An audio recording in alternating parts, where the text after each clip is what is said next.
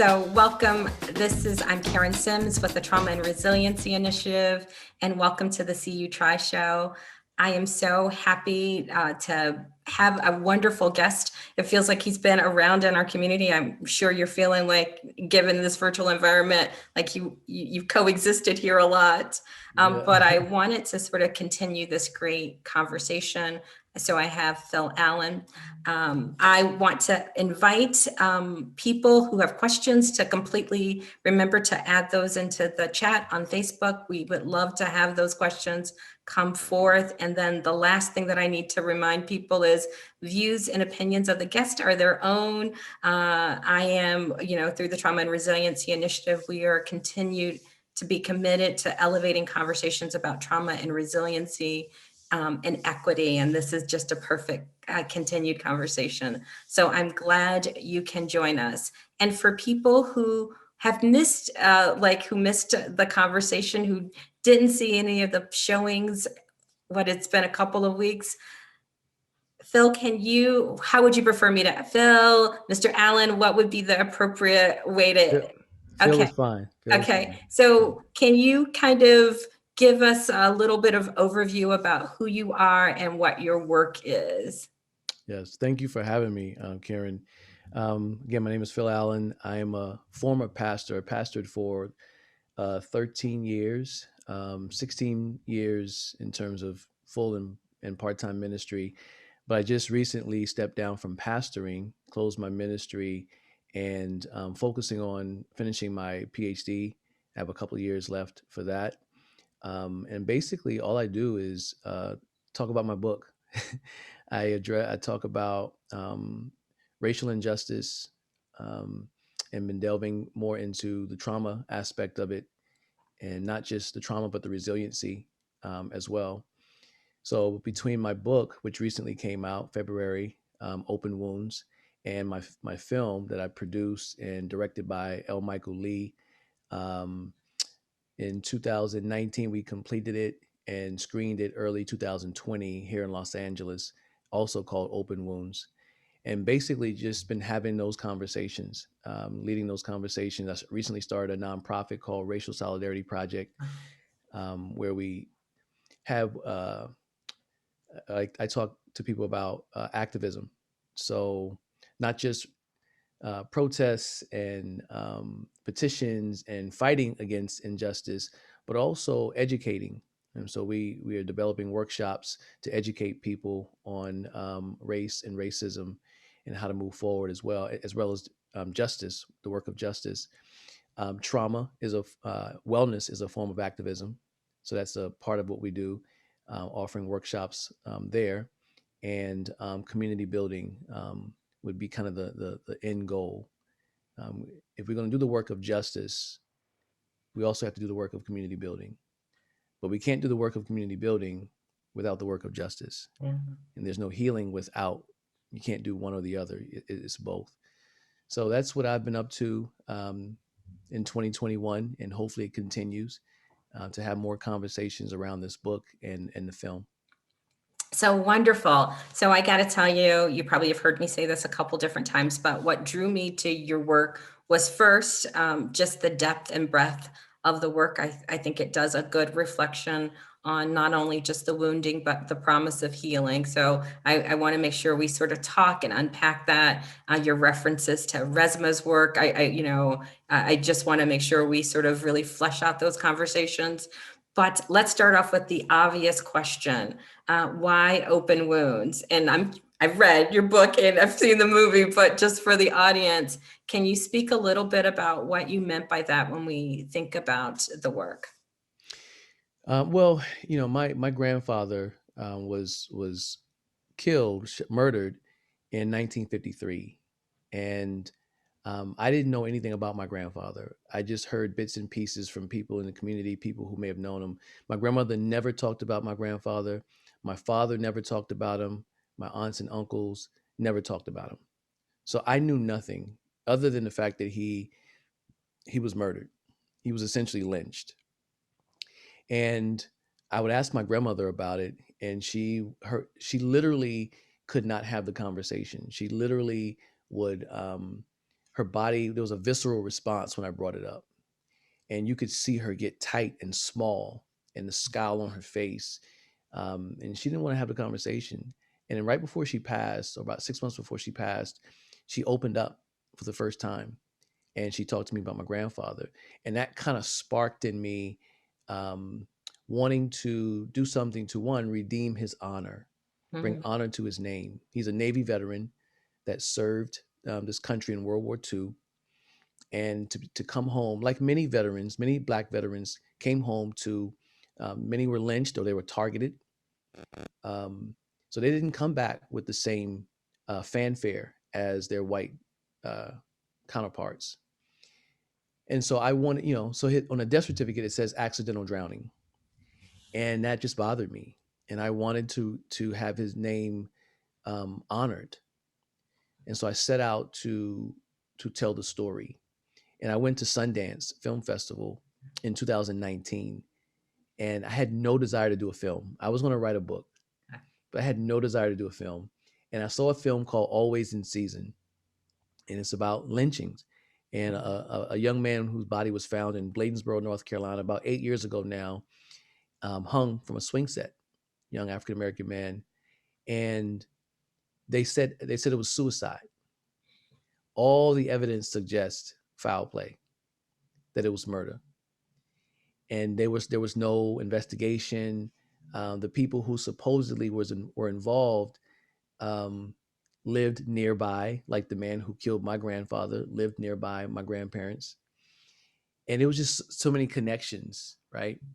And so, watching the film, we went back to the forum that we were a part of called Windrider, and they're an organization. They curate spaces for discussion around film between for the Christian community, Mm. for seminaries and Bible colleges, not just Christian communities, but even beyond that, like universities. The Paul University was there, and so we're having this conversation, and a young white guy stands up and he talks about how the film affected him technically, how it was shot, and I'm sitting here like, that's what you got from the film? Because he couldn't relate, he said, to the lynchings. He knew nothing about that, never experienced that. So I stood up in the forum, 250 people there, and I began to tell the story of my grandfather and how this film affected me. And it was just silent. And afterwards, so many documentarists came up to me, filmmakers came up to me. You have to tell the story. You have to shoot this film. Um, and that was what sparked it for me. And I called the director of the film, Michael Lee, and he thought about it for a minute and said, I'm in. Let's do it." And so we spent the next 6 months putting that film together, and we um, shot it, edited it, and debuted it the following last January was when we debuted it in Los Angeles. Wow. And then the book came afterwards when I got a deal with Fortress Press, and I finished the book soon after that. Sounds like the open wounds is sort of has multiple meanings. Open wounds as in it opened up an experience for you that was about a wound, and you reference that in both the book and the film, that there was sort of this ghost in the environment that never Mm-hmm. got talked about. Mm-hmm. It sounds like it was, you're also talking about the open wounds that we as people, as communities, sort of deal with all of these unspoken narratives, right? Like that's a part of the theme and the work. And it was interesting to hear about your journey to sort of come and elevate a really personal conversation so that people could, so you could take the abstract and make it personal. Yeah. I know I was struck in one of our panel discussions how many people resonated with the experience, right? Like, so we tend to think about lynching as this historical thing that happened in the past, but as you reference, a lot of people were impacted by lynching, but particularly vets, World War II vets were impacted by structural violence Mm-hmm. that was so embedded into their returning home to the Mm-hmm. communities. And what was your, again, I'm sure that had an impact, and what did you see as sort of lived expressions of that woundedness? How does it show up, and how do you think it impacts us? Yeah, I think in our community especially, but it's also generational. My grandparents and my parents' generation, they never really talked about things. So the first thing is that trauma, that wound, it's in your body, and you see it physically. You see it in posture. You see it in facial expression. You see it in temperament, right? And I saw that in my grandmother. I saw it. My uncle in the film, he actually says that, I don't know if he said it in the film or not, but I know he said it in the interview that after that, my grandfather was killed, she was never the same. Oh, So we're talking 20 plus years later, I come around, 20 years later, I'm born. So this is the grandmother I inherited, the one who was never the same. yeah. And I never understood why she was the way she was. She was tough. She was hard. To see her smile was like, whoa, she's smiling, right? So, and now that I look back on it, her body, she was an athlete, but you could see it, especially as she got older. You could see it, just the tightness, right? Her temperament. My father, it manifested in violence. Wow. He admitted that he fought a lot Mm. growing up. Once he found out when he was 9 years old that how his father died when he was 2, he said he didn't know how to express himself. So Wow. that rage, comes out in terms of violence for him. And although he never put hands on me or my sisters like that, but he was like that with my mom. Wow. So I grew up in that home, and that's what I saw. So I inherited a grandmother and a father that open wound manifested in violence. It manifested in the temperament, posture, facial expression, body language, all those things, lack of trust. Um, and that's even some of that in me in terms of facial expression, or the intensity, the lack of trust. I'm recently having conversations with some of my white friends who I love dearly and I know love me, but I'm having conversations right now with them saying, as I did in the film, I struggle trusting white people, always have, even to this day. Mm. But recent events have caused me to struggle liking white people. Mm. Um, and so the lack of trust is that's trickling down to my generation, right? So those are some of the ways that I've seen it. And then we can get into, people medicate, alcohol, drugs, what have you. And violence can be a type of medication. Sex can be a type of medication, something to numb the pain, to escape, you know. Yeah. So, right, you said just so much, in terms of, right, like, and imagine that on a community level, right? So people with open wounds, not talked about, not expressed, not having the ability or capacity or access to being able to generate or to demonstrate love, care, kindness, tenderness for fear, raising kids, raising grandkids in a community, and then they get demonized for their wounds that never got Yes. healed, never got treated, Yes. not ever got addressed, right? And then we come up with all kinds of pathological labels and Yes. never deal with the root cause. So I That's hear that a lot, right? that's the appropriate term, demonized, Yeah, for set up to fail. yeah. Another way I'll say this: my grandfather on my mother's side, I never understood how he always told us, make sure you're in this house before the lights come on, the Mm, street lights come on. And so I just thought it was curfew, right? And as I got older, I'm like, okay, I'm 13 now, I can be up the street and be okay. But it was the trauma of his era growing up. yeah, And if a black person was out at night, it was likely that they could run into a white person or a white group of people and either be killed or beaten, lynched, essentially. That's what that was from. yeah. That he wanted, He wanted us in the house. And as I got older, then you had to be in the yard. He said, when I come out here and I see the lights on, I want to be able to look out and see you. You need to have at least 1 foot in that yard, Yeah. because it was the trauma of the past. And our town is actually Georgetown, South Carolina, where I grew up, is actually considered a sundown town, Yeah. where Black people couldn't be found in that city, in that town, after dark. Now, obviously, we were mostly Black, but we couldn't be found in certain parts of the city Yeah. after dark, back then. Well, I don't know if you know that, but our area, so we're central Illinois, has a number of sundown towns. Actually, a Mhm. couple of people have written books and done a lot of research around the history of sundown towns, particularly in the Midwest, so we can Mhm. drive 45 minutes and people haven't taken the laws off the books.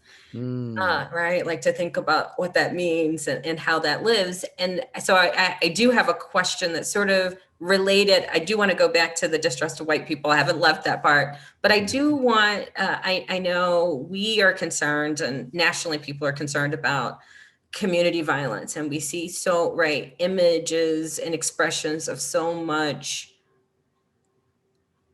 I'm gonna narrow it because there have been recent shootings, but I want to think about sort of Black on Black, young Black male violence.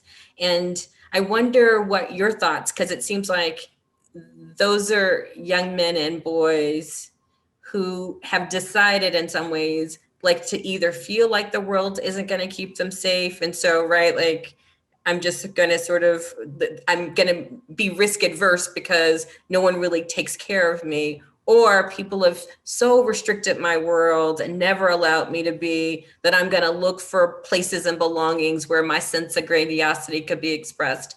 I don't know what you think, but I feel like those wounds are manifested in some of the symptomatology that we see when we see Black male expressions of violence. Yeah, yeah, great question. I think one thing that we don't appreciate is social location, Mm-hmm. social condition. Every single one of us are shaped by our social conditions. Yeah. I tell people, give me the power to go into, say, a white community that is pretty secure, pretty safe, what have you. Let me change the laws. Let me go in and change the policies and the laws and reverse everything. And I guarantee you, in a generation or two, I will create, probably in 2 generations, I can create the same conditions in what was once a well-off city, community. If they all stayed there and didn't move, I can create that. So it does. I'm not absolving people of their behavior. I'm not justifying behavior. My best friend was killed by another Black man 25 years ago now. 27 years ago now, was killed, and we still think about it to this day. Great kid, but he was he was in a place where he shouldn't have been. So I don't absolve the behavior or justify the behavior, but we have to look at what produced that. Mm-hmm. I am a couple of factors away from doing some of the same things. That's just the truth. I happen to have had the ability to play basketball and football, so sports was an outlet. I happen to have some tough grandparents when my parents weren't necessarily there all the time, because we moved around and they moved and I moved to live with grandparents and stuff. But my grandparents were the stability for us. My mom as well. I had educators Mm-hmm. throughout my family. So their voices were always there pushing me. So I had some factors that kept me, right? Not everyone has that. But you put me in similar conditions, I would probably come out doing some of the same things. And so we don't appreciate um, that a lot of our communities were produced. We start with redlining, Mm-hmm. right? Now, what do we do with that? And I think the being diligent with mentoring. I think the older generation, we desperately have to have older men and women pouring into and standing in the gap where there's no father or there's a brokenness. We have coaches, teachers, neighbors. We have to have that. And mentorship, that's a big deal for me. And what I've done over the years, it's helped me. It helped turn my life in a positive direction. Um, I've always had coaches there. I've always had teachers that kept me in line. I had men who would, you know, hey, right. So I've always kind of had that. And then as an adult, I got even more intense mentorship, but I believe it's lacking. And so we start with what produced the social conditions, Yeah. what produced the mentality where young men and women may not feel safe. Because at one point we didn't have gangs in our community. So what led to that? We weren't shooting each other. We weren't doing that. So what led to something produced that is what I'm saying. Yeah. And we have to look at that as well first. No, I think that that's relevant. And you highlighted so many of those resiliency and protective factors, right? Having caring communities, trusted adults, stable, predictive relationships, mentoring, things that you can do like sports, recreation, play, self-expression. And when I talk to teachers, I always say our temptation when we see kids struggling is actually to contract their worlds. And if we really wanted them to get better, what we would do would be opening up, right, tons of opportunities. We would be giving them more love, more care, more opportunities, because right, like the more you restrict them, the more you restrict them. So Yep. And I even remind parents who know this, I was like, we don't want to raise our kids to go to jail. So, right, if we want our children to be critical thinkers and to be self-aware, but also to do stuff, then we've got to sort of sometimes get over our fears or help get support for our fears so that we can open up the world for them. And that's a hard, right? Like that's a hard piece. Which I think is a perfect segue to talk about the trust issue. So, because I want to go back and sort of tease that apart, because you said, hey, in this moment, it makes it hard for you to have some cross-racial or black and white or relationships with white identified folks. Can you say more about what is it in this moment that make that more complicated? Yeah, both the things I've seen in the news and also personal experience. Um, I've shared this with several white folks that are close to me. I wanted them to know where I'm at right now, where I am, and for me, I went through a divorce. I went through a difficult time, and I was in a white context, so predominantly white context, the church I served at, and during that time, most of the people who claimed to love me disappeared. No one reached out. No one said anything. And sometimes when people did, if I posted something on social media, then I would hear from someone. But it would be a critique, because I started to engage even more about race and racism, what have you. And I would get a critique, and I would immediately listen. You don't come on my page any other time. Don't come on my page now to debate me on this. You weren't there when I was going through. You weren't and you claim you loved me. So I felt like, to sum it up, I felt like most of my relationships with white folks have been transactional. It was something I could do. I could preach, or I could play ball. My high school coach to this day doesn't know that I know that he did some things that prevented me from some opportunities to play college ball in certain schools. Now, he didn't take away my opportunity to get a scholarship. I still got Division I scholarship, but there were schools that stopped recruiting me because of something he did. And then there were certain honors that I wasn't going to get if I relied on him to submit my name. That other coaches had to submit my name because my own coach didn't submit me for these postseason honors. And I was a high school All-American. Wow. So I would have been on the top of the list, and other black coaches stepped in and submitted my name because my white coach didn't. So experiences like that, and I can go into some other stuff, but what it did was it made me reflect. And then looking at what's happening today, the issue is not racism. The issue is whiteness Mm. or white supremacy. Whiteness as a worldview, Okay. as a way of navigating the world, seeing the world, but also a way of ordering and organizing societies around white bodies, white thought, what have you. White supremacy, centering whiteness, the hierarchy where whiteness is supreme, superior, valued more than bodies of color, and black being at the bottom. And when I look at that, for instance, the issue with the voting suppression laws, particularly in Georgia, we can call it racism, but that's white supremacy at work. And so when I see that, I keep thinking, this is never going to change. And I began to get discouraged and angry and tired. The insurrection. And we all know, had that been black people doing the same exact thing, there would have been some dead bodies Oh yeah. in that crowd from more shots. There would have been a lot more arrests. Oh yeah. Although we know that they're investigating and there will be a bunch. It would just been handled differently. And we can go on and on and on and on and on. And so when I see this, I began to get discouraged, and I got in a funk.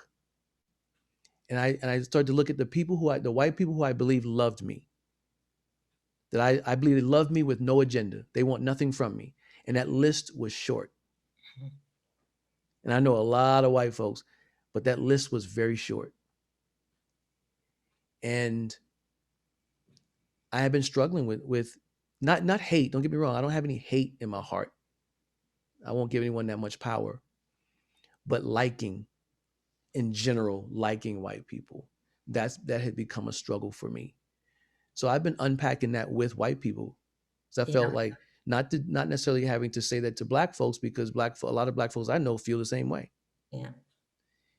So I've been unpacking that with white folks, because a big part of the solution is white people understanding and confronting whiteness, white supremacy, and disentangling their identity with whiteness.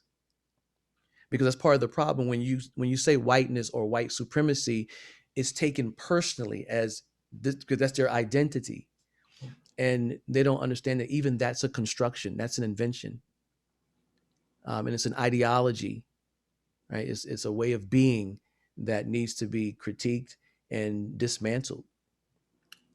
Okay, so I I have like so I want to unpack a couple things because I think thought right like there was just so much depth and breadth, and I can imagine for somebody who's sort of tuning in or new into this conversation, they're like, well, how do you tease apart racism from white supremacy? So I'm going to let you start there and tell you right like I grieve with you, like I share with you in that spirit where it is I feel like in this moment there have been so many losses uh, and so much disappointment from a family who is essentially given their lives to make the world better. And so to be at this moment and to see my mom's grief and to know of all of the loss of property and lives that my family has experienced, you know, because of structural violence is a heartbreak. And you're right, it makes it really hard to be in spaces that are cross-racial and trust.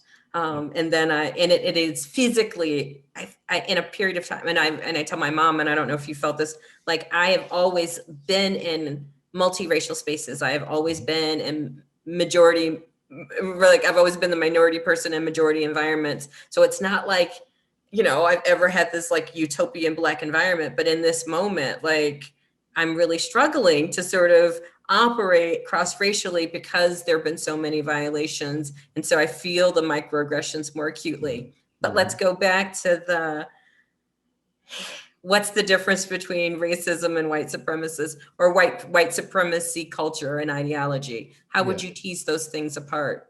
yeah, great question. Let me start with sharing something I forgot to add. After George Floyd's murder,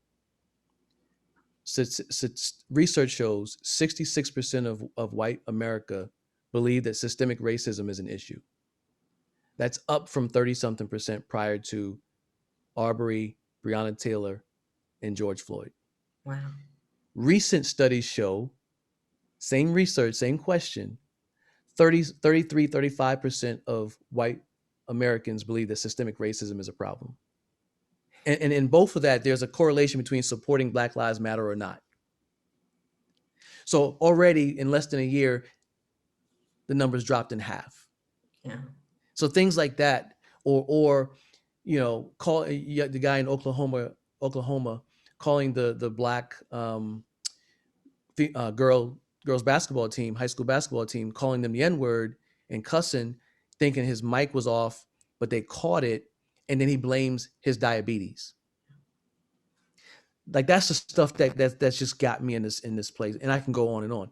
But to parse this thing, Ta-Nehisi Coates in his book says, racism is the father of race.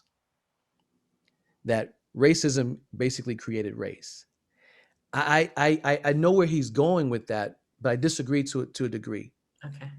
I believe that before there was anything called race, any construction of race, there was this ideology of white supremacy that existed. May not have been named, but it existed. It is that ideology that saw whiteness that said beauty, civility, intellect was synonymous with the standard for that is white. Mm. And then there's these grades or the spectrum. And when you get to black is at the bottom. And even not so much at the bottom of humanity, but it's non-human. Yeah. And in fact, treated as non-being, right? But the standard for humanity, for what it meant to be human, was white. Well, that was the thinking that created race, the construction of race and categories, and then attaching meaning to it. Then once you have race established, now the system is developed, racism. So I think it's the idea of whiteness being synonymous with humanity and viewing all the other complexions of skin and ethnicity as lesser than, which basically is it creates the wound. It's traumatic. It's a traumatic ideology in and of itself, right? Because you're not just questioning one's humanity. You're not valuing it. You're taking away all humanity that is not white. And then you create this idea of race, this false idea that we're different because of skin color, hair texture, physical appearance. And from that was developed a system that organized societies globally. When we start to look at colonization and in our own nation, this country. And so that's where I parse it, where the undergirding ideology, the undergirding, if I was in the church, I would say the undergirding spirit. Okay. Right? I would say the principality, if I was in the church and preaching, is this idea of whiteness or white supremacy that established this idea, this false idea of race, and then developed a system to sustain this hierarchy and affirm value on white bodies and white thought, white theology, white perspectives, and to dehumanize and marginalize and oppress people of color, especially Black folks. So under that context, when people are teasing apart the why Black Lives Matter, it really means giving life and value to the absolute devalued, right? Like it is giving humanity to people who have been historically denied humanness. Yes. And, so, right. And so for my teachers and educators and juvenile justice and law enforcement people, realizing what it would be like to be a Black body who historically, 500, 600 years has just been pathologized and viewed as a non-being, and everybody has decided that they don't want to be that. it having a moment where we're saying maybe it has some right to exist. It has a right to, justice and fairness and equity and life and protection and all of those other good things that come with it. That's profound. Yep. And when social movements from the Black community go forward, everyone benefits. Yeah. Yeah. Historically, Yeah. everyone benefits from that momentum. Yeah. Right. And so this idea that Black Lives Matter, and people try to change the narrative to make it seem like it's ethnocentric. It's not. It's saying that this idea of all lives matter that they countered with, that's hypocritical until Black Lives Matter. Yeah. But here's how white supremacy works. It puts the onus on Black Lives Matter to have to even say Black Lives Matter too.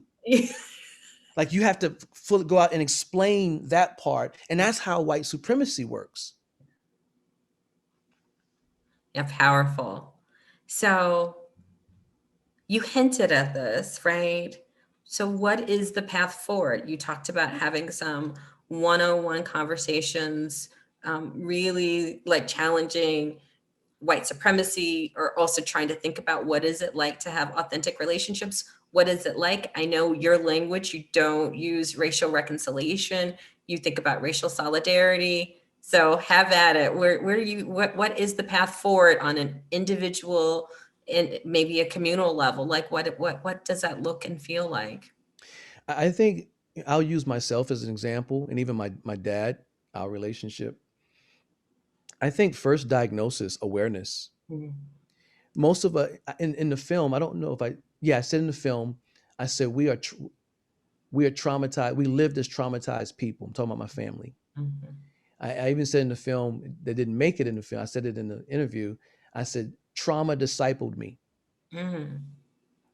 My grandmother was traumatized. My grandparents, my dad, they discipled me. They mentored me. They raised me with trauma in the mix. Well, many of us were Mhm. raised that way, but we don't know it.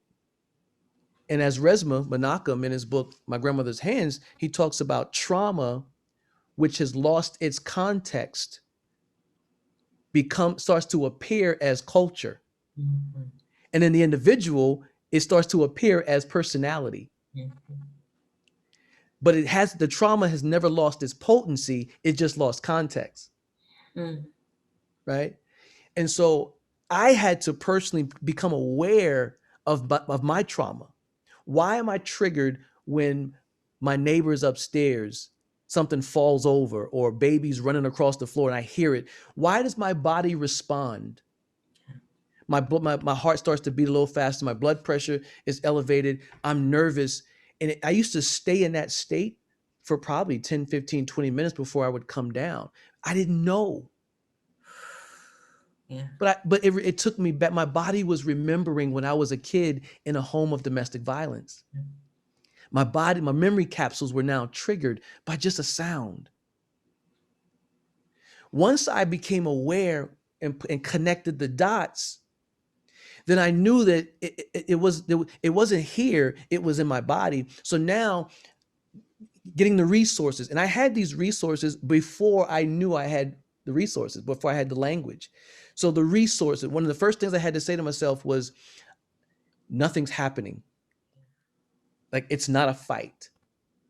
You're not in trouble. I had to literally say that, and that would bring me back down. Now when it happens, my body still responds, but only for a couple of seconds, and then I'm able to regulate again.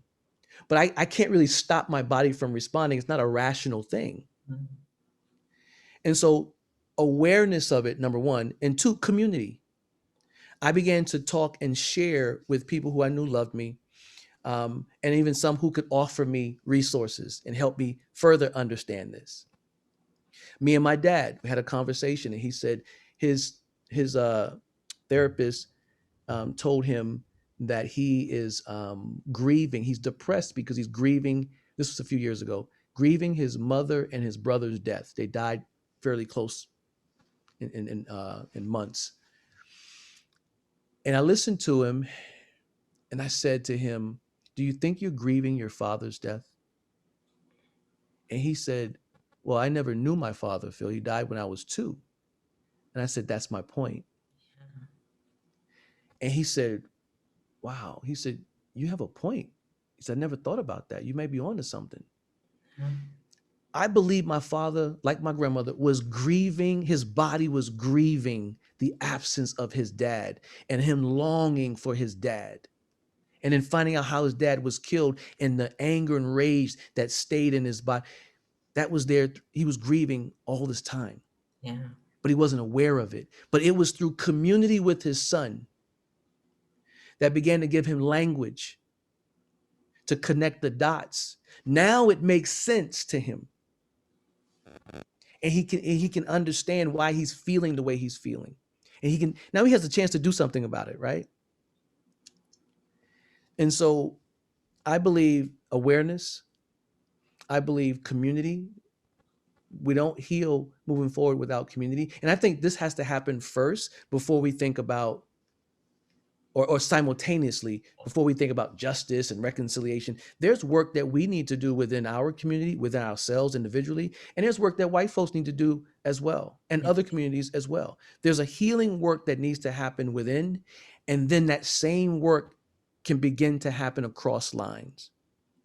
But then we talk about the work of justice. Because for me, the trust factor is I don't know if all, or no, not all, but I don't know how many white folks they actually want to see equity. Yeah. They actually want to see substantial change, like radical change in our society when it comes to race. I don't know how many actually want that. I know who say they do. Because when I offer to read this book, read these 3 books, and we can talk about it. And more often than not, I never hear from them again. Wow. But after George Floyd, I'd get the messages. "Hey, can you talk to me? I'm ready to listen and learn." A month after George Floyd, I never heard from him again. And so how can we do this across racial lines when that's happening? Yeah.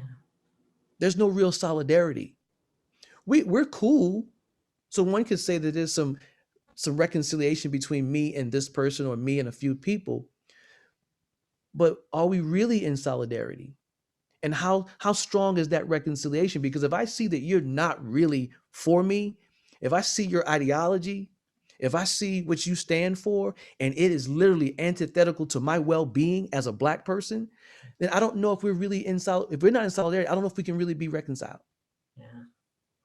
Because to me, solidarity is the picture of reconciliation. You're standing with me as an ally. You're willing to take risks with me. You're willing to lose relationships because you're standing for what's right, especially those in the church. Yeah.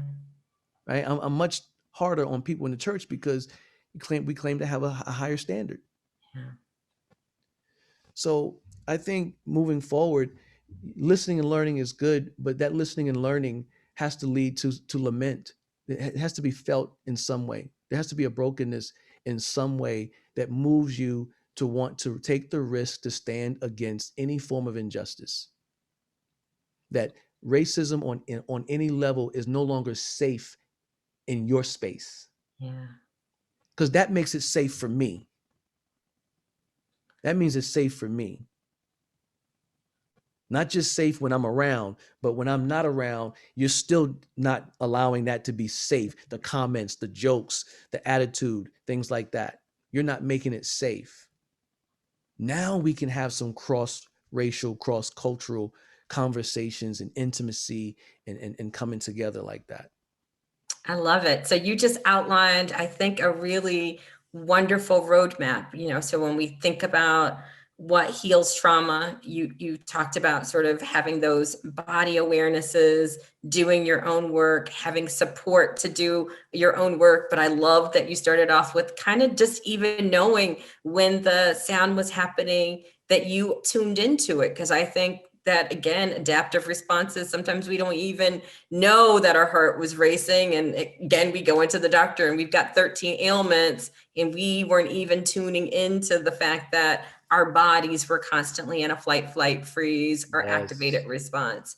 So I love that. Then you talked about the importance of meaning making, right? Like having some support, having some resources so that people could coach you to, right, so that you could make meaning of what was happening to your body, like that you could connect it to some stuff and have some critical reflection. And then I loved, after all of that, then it's easier to sort of bridge, build, and reach out to your dad and be a non-anxious space, because had you not done your work, you couldn't probably have had the deep, intimate conversation with your dad, because you would have been so anxious and activated that he couldn't have been present. Yes. It wouldn't have been safe enough for him to have those Yes. authentic spaces. And that's a hard piece. Yes. And then I loved the piece that you highlighted with your dad's story. And I feel this all the time.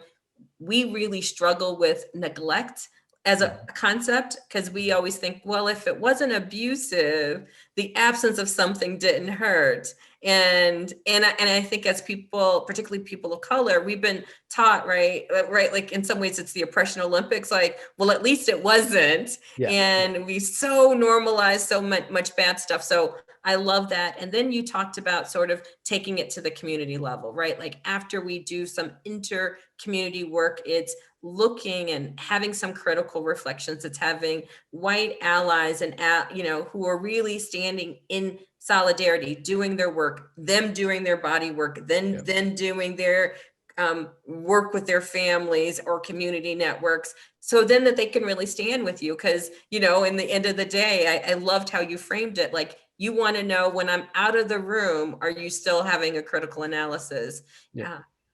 Uh, and I would even wonder if you would add, are you constantly challenging your white supremacist gaze? I'm amazed. I feel really fortunate and blessed that I have a number of really people, white allies, who I think really do love me, and Yeah. probably on a daily basis, and they will catch themselves. There is something that happens in our interactions that I go, right, like, I'm like, we're here doing it again, and I trust you, and I want to say, like, and I trust you, and I let my guard down, and on a daily basis there's a stab that I have to, like, and then I'm doing this. I don't want to take care of you, but I also need to speak truth to, like, what this dynamic is, and that is just a lot of emotional labor on Yeah. top of all of the other labors that we carry. So I would also wonder if you would add the challenging the white supremacy or the white identity, because I think it becomes so embedded into how Absolutely. people just show up and move in the world. Absolutely.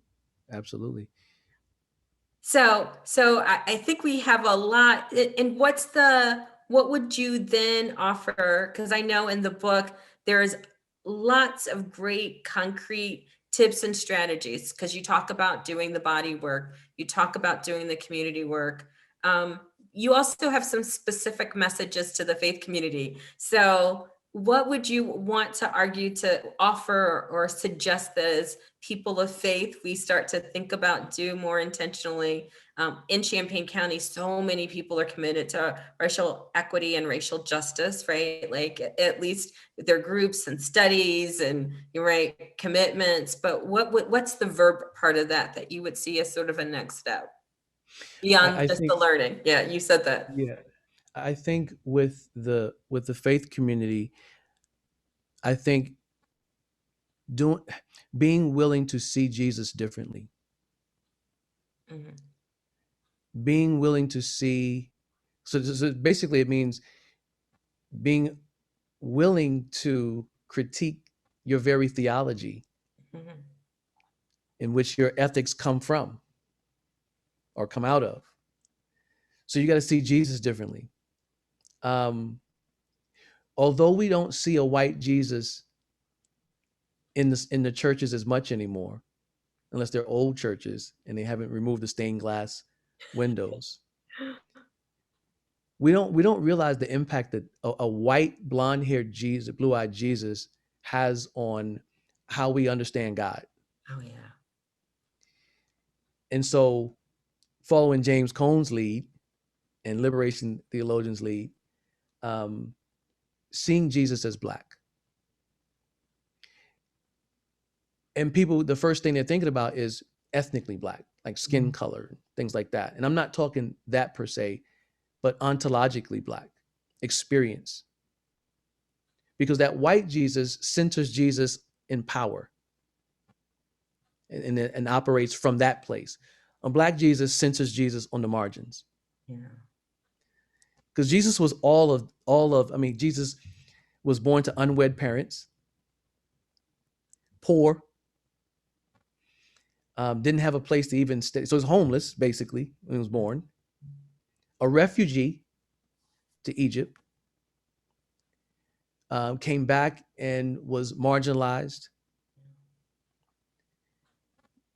This is why Jesus could say, um, what you've done to the least of these, you've done to me. So the Black experience, if you parallel that with the experience of the marginalized, and the reason why we would say Black is because if you're looking at that hierarchy, the radical other to that power in that power structure is Blackness. And when you can see Jesus as that radical other to the Jesus that you've already seen, it's going to change everything about your theology and everything about your ethics. And then you start to see the heart of justice. You start to see what love really looks like. You start to push back on power structures. You start to speak and teach that, and it's not, you're not separating theology and faith from the work that you have to do in the community. I think we need a trauma-informed theology. I don't think that we understand that. We don't have that language in our. I didn't. Mhm. So in the last 5 years or so, all of this, my whole thing has been radically changed. Now, for those who don't believe in Jesus, that's not my faith, but still, those principles are universal: Yeah. justice, compassion, selflessness, solidarity within among humanity, human beings. So those principles are universal. I'm just speaking on Jesus because that's the faith tradition that I'm a part of. I think that just like white supremacy undergirds racism and the ethics that's a part of that, well, the theology you have will undergird the ethics to undo that, to confront that. And so we have to change that part, be willing to undo that stuff. That's Decolonize it, and as that's they the say. hard, I think it's, I go back to the title of your book. I think it's the hard piece because doing that unearthed so much, right? Like we have so many rules, traditions. It's hard, I think, for a lot of folks to give up whiteness because what it unearths is their own historical and cultural traumas, all Mm-hmm. of the marginalizations and demonizations that Irish and Polish and German people have had in the United States, right? Like Italian, like anybody who had a shade of brown, who was, positioned up against that white ethic, were punished. And so I think, right, like when we start to really make room for these conversations, people don't want to go back and think about what's been lost Yeah. or taken away or what they've bargained away or sort of the social contracts. Like if I do a little bit of this, I'll get some white privilege and that'll give me a little bit more access to. And I think that's that's the part of the journey that I think most people try to avoid. We don't Yeah. deal with grief well. No, it's painful. It's painful. But the beauty of it is it's liberating. You know, I'll use this illustration. I guess I can. I don't drink anymore, but you drink, you have a long night of drinking and you're sick the next morning. Um, you don't want to go to the bathroom and have to get rid of that stuff. But guess what? You have to take that painful journey to the bathroom, release that, and it could be excruciating doing that. But when you're done, you're like, Mhm. because you got this mess out, Yeah. right? And the same thing for us, taking that painful journey back, Sankofa, and go back and fetch, go back and get, and then allow history to inform us. It's not dwelling in the past, but it's learning from the past. I shared being in Auschwitz a couple of times, and I never forget the sign in front of one of the barracks. He who forgets the past is condemned to repeat it. Yeah. And it's a profound but simple quote. I mean, I think anyone who reads that, you get it right away. It's not necessarily that deep. But, and I think we're repeating the past in many ways today. We don't recognize the rhetoric. We don't recognize the symbolism. We don't recognize the narratives of being replayed today. Yeah. So we only have a few minutes, and I want to make sure you have the time and space to say any like closing thoughts or reflections. I want to do one little small, super small pitch about upcoming training that we have, but I also want to make room for whatever you feel like is appropriate. Yeah, I think most importantly, if I were to draw from my own journey, is everyone has to be willing to do the work. And I really think we should investigate our own trauma, Mm. um, understand it, get language for it. Um, I think it shows up in so many situations, and we just kind of oversimplify things, and we don't want to think too deeply about what's causing this. I mean, we can talk about the trauma of social structures, Mm. the daily trauma of being in a social structure, um, the trauma, and again, I don't want to just keep using that word trauma, overusing it, and it loses its weight, because not everything is traumatizing. Some things just are insulting. Or just And adversity, yeah, right? Like, adversity. So not everything is traumatizing. And I would also say this. Let me say this. The more as you dig into the trauma, dig into the resilience that's already there. Because as I look at my grandmother's trauma, she's still one of the strongest women I knew. wow. That woman endured. That woman raised 4 kids. How many parents raised 4 kids and 2 of them got drafted in the NFL? Wow. Um, educated, went back and got her master's, a teacher for many years, served in her community. She walked 3 miles a day, almost every day, until her hip gave out, and she couldn't do it anymore. She chopped her own wood if she needed to. Um, she would do the work, so she was resilient. And I had to learn that that's in me too. So as there's intergenerational trauma, there's intergenerational resilience. That it's there. If you're still here, and I tell people when they watch the film, that takes some resiliency too, to sit through that, right? What we're experiencing right now, while it may be some of the things that we're experiencing in our society may be traumatizing for many people, there's still a resiliency there. We're still here. Many people are still engaged, still trying to do the work, right? So I think don't be afraid to investigate the trauma that may be in your own body, but also recognize the resiliency that's there as well, and tap into your community. You can't we It's so easy for us to fall into this American trap of individualism, but we're built for community. I'm an introvert. I'm highly introverted. I enjoy being by myself, but I need community too, right? And so I think that's what I would share. Don't be afraid of the trauma that may be there. Don't try to create one, but don't be afraid to investigate, to learn your body, learn your own history, your family's history, but also recognize the resiliency that's there as well.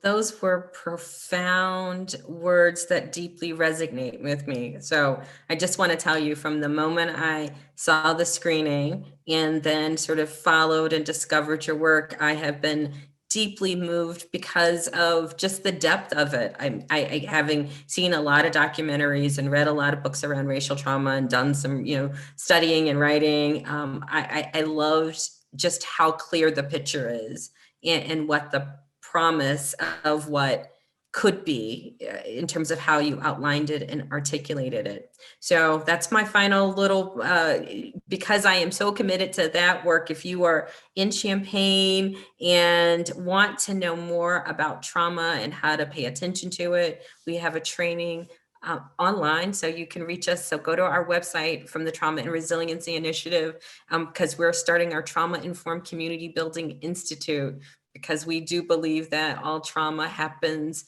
in community, and we are fully committed to helping make this community stronger by building stronger relationships. So thank you so, so, so much. It is always a pleasure, and I do hope our paths cross again. So thank you. Thank you for having me. I really appreciate it.